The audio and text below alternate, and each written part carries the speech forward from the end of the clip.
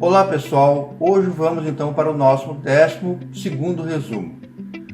Começamos no dia de hoje uma nova fase do curso onde começamos a tratar das normas de circulação e conduta, que são regras importantes para que haja harmonia no trânsito. Porém, antes disso, vamos fazer uma pequena introdução, onde estaremos falando sobre o trânsito, as vias, o homem e o acidente, para ter uma conceituação inicial sobre o assunto. Vamos lá. O que é trânsito? O que é considerado trânsito? O trânsito é um termo muito amplo, né? Mas para a gente poder ter uma base inicial. Trânsito é movimentação e imobilização de veículos, pessoas e animais nas vias terrestres. Então, tanto se movimentar quanto imobilizar um veículo é trânsito de veículos, ok? Então é importante ter esse conceito em mente. Essa movimentação deve ser ordenada e seguir normas para que haja fluidez nas vias terrestres, para que o número de acidentes diminua e se estabeleça um trânsito seguro e confiável. Então aqui tem uma palavra importante, vias terrestres. Então no caso trataremos de trânsito de veículos terrestres. Existem outros códigos aí dentro da legislação brasileira que tratam de outros tipos de movimentação de veículo, como por exemplo a aquática, que não nos interessa nesse momento, ok?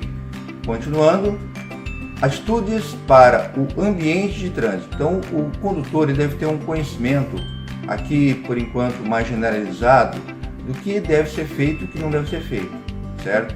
Tanto o condutor quanto os demais usuários da via de trânsito. Vamos lá.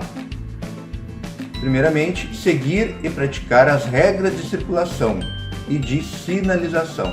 Então, conhecer a regra é importante, mas também não só conhecê-la, como também praticá-la. Além disso, estar sempre atualizado quanto a estas regras. Isso também é bem importante. Ter consciência de que, se não seguir tais normas, cometerá infrações no trânsito e que, o que é pior, provocará acidentes. Então, todo o ato incorreto no trânsito poderá gerar o quê? Uma infração, se for flagrado, né? E pior do que isso, poderá gerar um acidente. Então essa é uma observação também bastante importante. Estacionar somente onde for autorizado.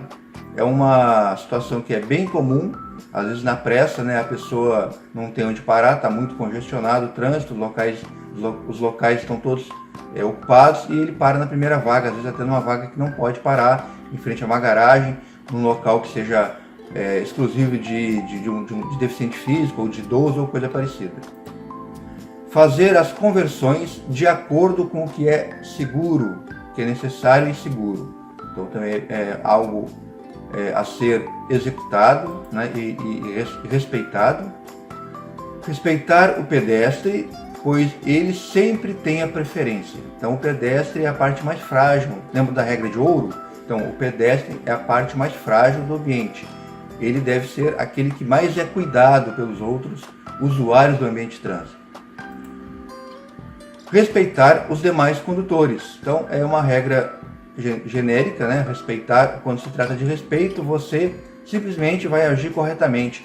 Por mais que às vezes a regra dá, por exemplo, uma preferência a você, mas se você perceber que aquele outro condutor não vai respeitar esta regra, você cede a preferência. Por quê? Porque ali a prioridade é a segurança de todos. Então esta é a prioridade máxima do trânsito, certo? Vamos dar sequência então. Respeitar o agente de trânsito. O agente de trânsito ele é o representante da autoridade de trânsito naquele local. Então ele tem ali uma função que é principalmente manter a segurança, a fluidez de todos, sem exceção. Então ele deve ser respeitado, né, como todo agente público, que deve ter esse merecimento. E lembrem que se respeitar agente público, existe uma penalidade para isso, não somente no Código, mas nas demais legislações brasileiras.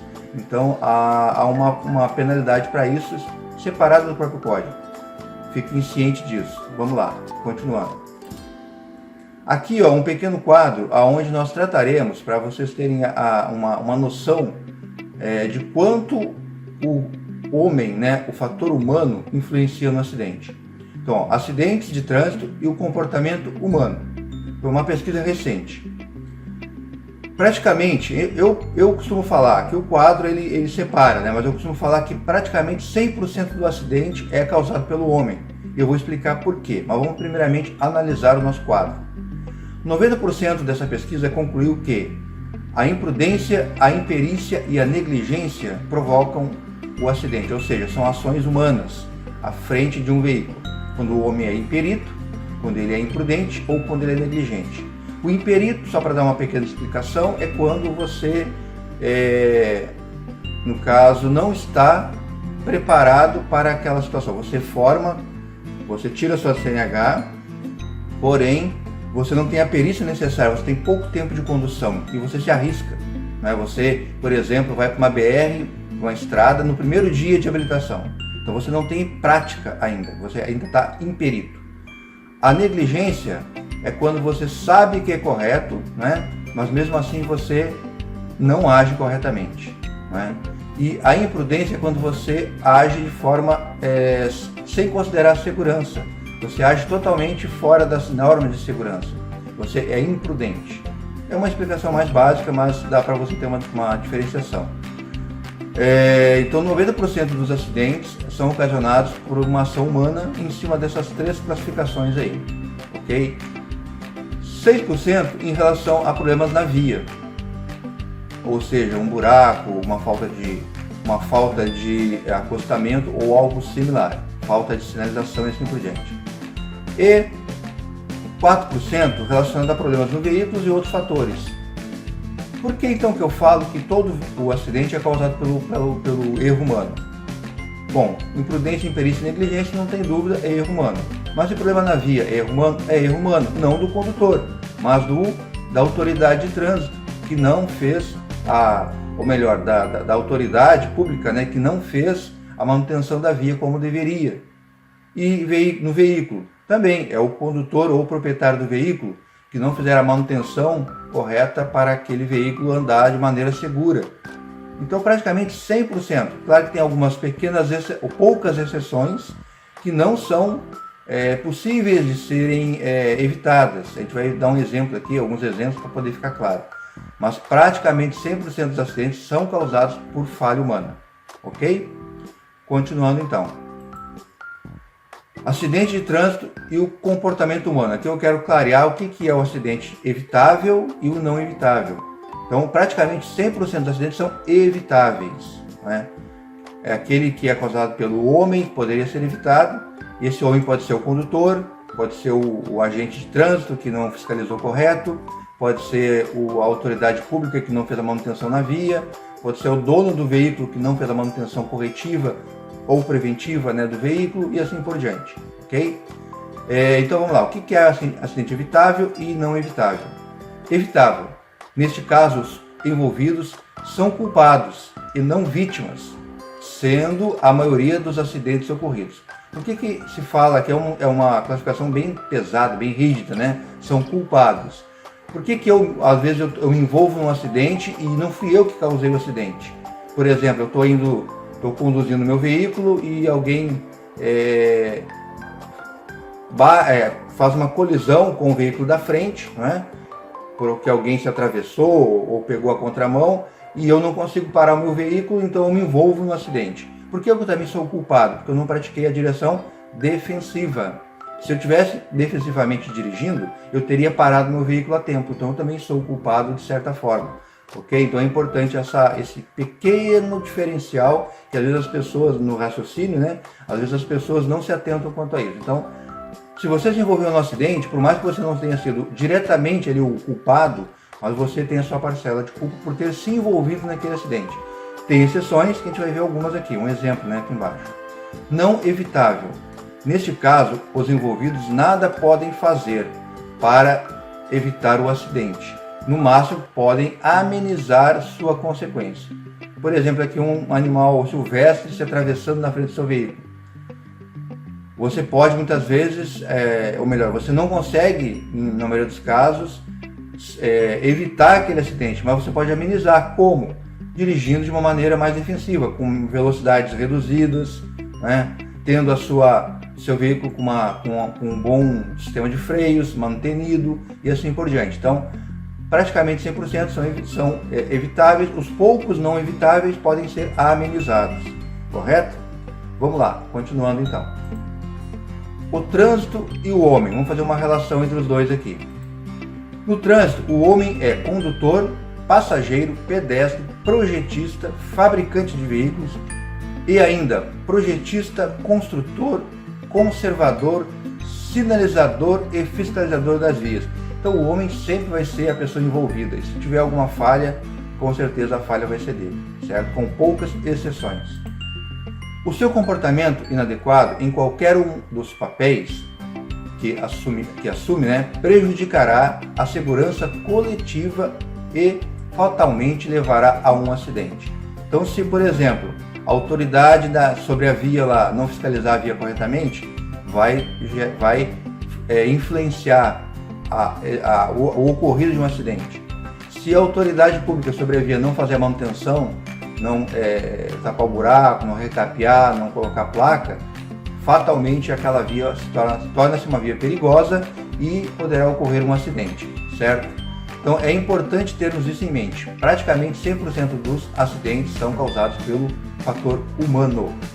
Continuando, as vias de trânsito. Aqui nós vamos começar a entrar na questão da classificação das vias para poder entender como se comportar diante dessa classificação. Vamos lá.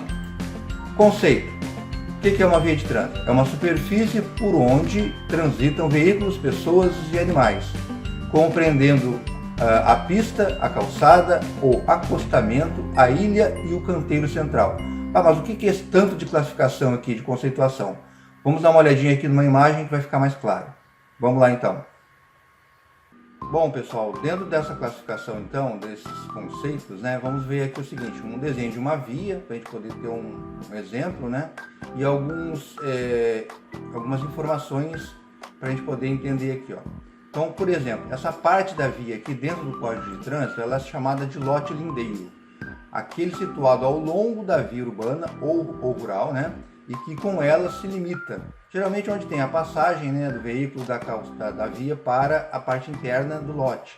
Existe uma área rebaixada, onde é proibido estacionar e outras situações a mais.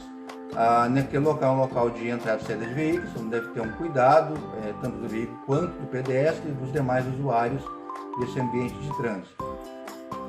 Aqui nós temos um outro pedaço do nosso ambiente, né, chamado de pista. Então nós temos aqui uma pista, deixa eu fechar aqui, temos aqui ó, uma pista desse lado e outra pista desse outro lado. Por quê? Porque eu tenho um canteiro central no meio, ó, obstáculo físico construído como separador de duas pistas de rolamento, eventualmente substituído por marcas viárias, que são os canteiros fictícios, aquelas marcações, pode ser de canalização ou algo similar, certo?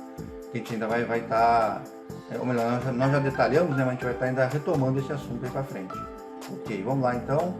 Então, como eu falei aqui, é uma pista, parte da via normalmente utilizada para a circulação de veículos, identificada por elementos separadores ou por diferença de nível em relação às calçadas, ilhas ou os canteiros centrais. Ok? E aqui nós temos o que? Pista dupla. Nós poderíamos ter pista simples, ou seja, só uma pista, ou então pista dupla com duas pistas. Pista dupla. Duas pistas simples separadas por canteiro central, com ou sem obstáculos fixos, que são as defensas, que é um formato aí de marcador, né, para canalizar o fluxo. Bom, ou para separar os fluxos. Então com isso nós demos aqui uma olhada, né, sobre os conceitos do que compõe a via. Vamos continuar então lá nos nossos slides. Vamos lá para dar sequência no conteúdo. Vamos lá. Continuando então, pessoal, são vias terrestres, urbanas e rurais, as ruas, as avenidas, os logradouros, os caminhos, as passagens, as estradas e as rodovias, que terão seu regulamento pelo órgão ou entidade com circunscrição sobre elas, de acordo com as peculiaridades locais e as circunstâncias especiais. Então aqui nós temos o seguinte, alguns termos importantes: vias urbanas e vias rurais. Vamos detalhar esse assunto, certo? E nas vias rurais a gente tem aí uma outra classificação, que são as estradas e as rodovias, tá? Mas nos próximos slides estarei tratando sobre esse assunto e qual a sua diferença, principalmente de comportamento do condutor. Vamos lá. As vias de trânsito. Para os efeitos deste código, são consideradas vias terrestres as praias abertas à circulação pública. Então, as praias abertas são vias terrestres. E as vias internas pertencentes aos condomínios constituídos por unidades autônomas. Então, por exemplo, você mora num condomínio e esse condomínio tem a área pública dele, ali, a área aberta dele é uma área de trânsito, certo? E as regras de trânsito valem naquele local, ok? Continuando. Uso diferenciado das vias. Existem algumas situações especiais. Para utilizar as vias de forma diferenciada, como por exemplo, em eventos como passeatas, desfiles, competições ou festividades, é necessária a autorização da autoridade com circunscrição sobre a via. Então, se você quer fazer, por exemplo, uma passeata, ou você precisa bloquear uma rua, você não pode fazê-lo simplesmente sem nenhuma regra. Existe regra, tem que ter horário, a autoridade tem que ter conhecimento, possivelmente vai ter que ter um apoio da fiscalização. Então isso é importante que você tenha em mente, que não pode ser feito de uma maneira aleatória, tem regras que devem ser cumpridas para isso, ok? Continuando então, vamos para a parte final da nossa apresentação, vamos tratar das vias urbanas e as vias rurais. Vamos detalhar um pouco mais sobre esse assunto e qual deve ser o comportamento do condutor sobre estas vias, dependendo do tipo de via. Vamos lá. Primeiramente, falaremos das vias urbanas. As vias urbanas, elas possuem são algumas classificações, que a gente vai ver aqui na sequência. A primeira delas é as vias urbanas de trânsito rápido. Mas como que uma via ela é ou não é de trânsito rápido? Existem algumas regras, algumas características que devem existir na via para que ela seja de trânsito rápido. Vamos ver quais seriam estas características. Sem interseção em nível e acesso a lotes lindeiros. Vimos lá atrás o que é lote lindeiro, né? Então uma interseção em nível, vamos detalhar aqui no desenho daqui a pouquinho. Sem travessia de pedestres no mesmo nível. Ou seja, você não pode sair da calçada para a via, da via para a calçada. Tem que haver alguma obra, a gente vai detalhar aqui na sequência também. Velocidade máxima de 80 km por hora ou a que estiver na sinalização. Então aqui vem uma informação importante. Se você está andando numa via e você sabe que ela é de trânsito rápido, mesmo que não haja sinalização, qual que é a velocidade máxima para qualquer veículo? 80 km por hora, certo? É importante essa regra aí. Vamos aqui ampliar a nossa imagem. Então vejam bem, essa via aqui é de trânsito rápido. Ela não tem acesso direto do veículo. Existe uma área aqui chamada alça de desaceleração e alça de aceleração, que é onde quando você entra na via de trânsito rápido ou quando você sai da via de trânsito rápido. Então você não tem um acesso direto, né, no mesmo nível, no sentido de, vamos dizer assim, acessar aquela via com a regra da preferência ou coisa similar.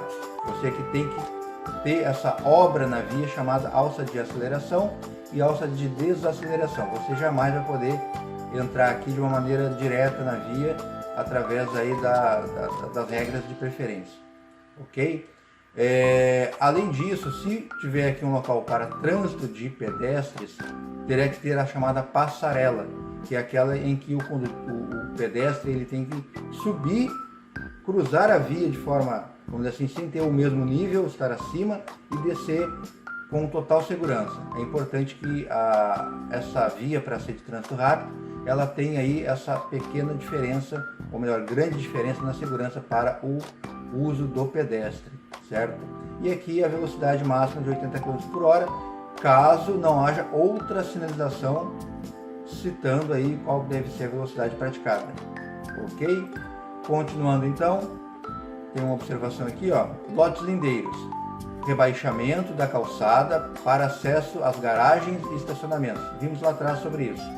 Caso haja necessidade de travessia de pedestre, essa deverá ser feita por meio de passarelas. Acabamos de falar sobre isso. Continuando, aqui falando um pouquinho mais sobre as alças de desaceleração e de aceleração, né? Onde o condutor tem que, ao sair da via de trânsito rápido, ele tem que seguir essa alça, e aqui a alça de aceleração quando ele toma o acesso à via de trânsito rápido, certo? Continuando então, vamos agora às vias arteriais, que são uma outra classificação das vias urbanas. O que caracteriza as vias arteriais?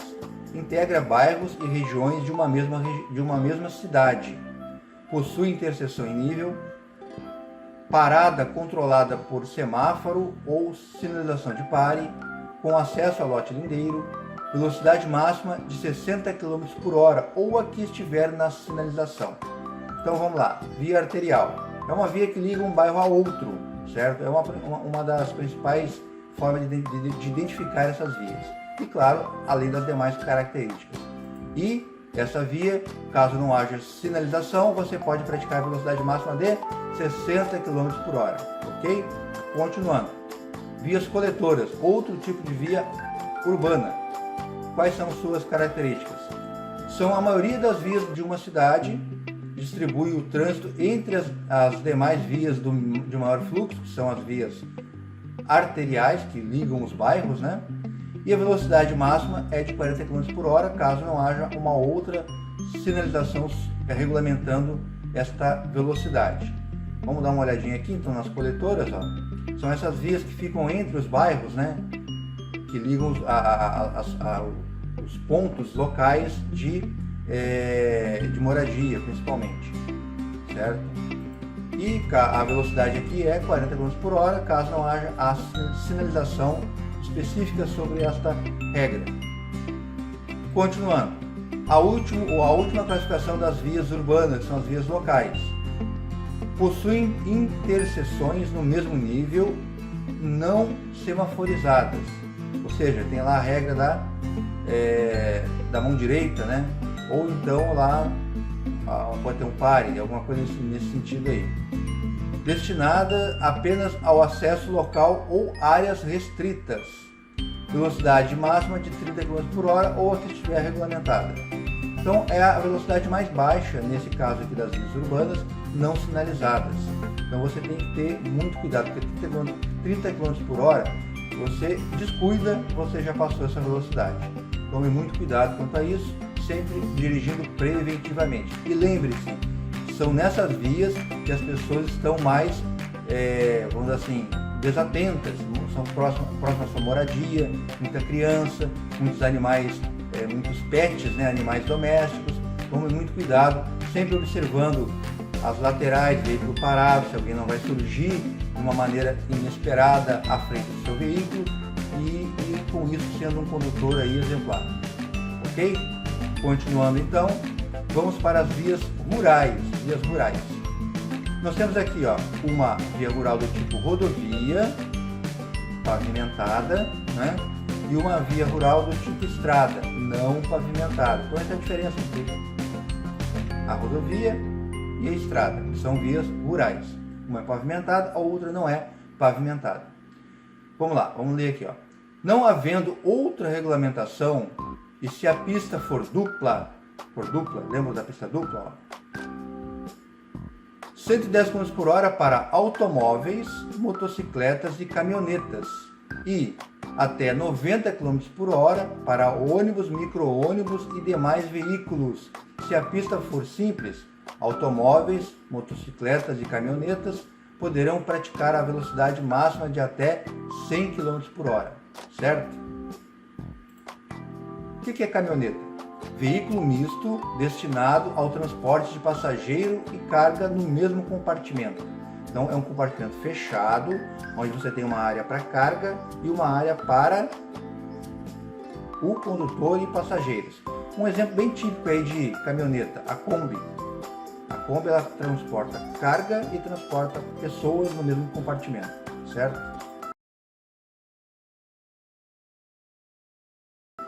Bom,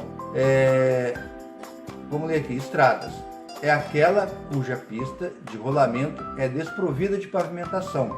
Em estradas, a velocidade máxima poderá ser de 60 km por hora ou segundo a regulamentação local. Então aqui não há diferenciação entre veículos. A velocidade máxima é de 60 ou a que estiver regulamentada no local, certo? Rodovia é aquela cuja pista de rolamento é pavimentada. Já falamos sobre isso. Vamos ver o que fala aqui a nossa outra observação. Então aqui, ó, pista simples e pista dupla. Pista simples, não confunda pista simples com sentido único, tá? A pista simples ela pode ter fluxo dos dois sentidos. Agora a pista dupla ela tem uma separação central, né? Onde você vai ter aqui uma defensa ou um canteiro central e você vai ter duas pistas de fato separadas no ambiente de trânsito.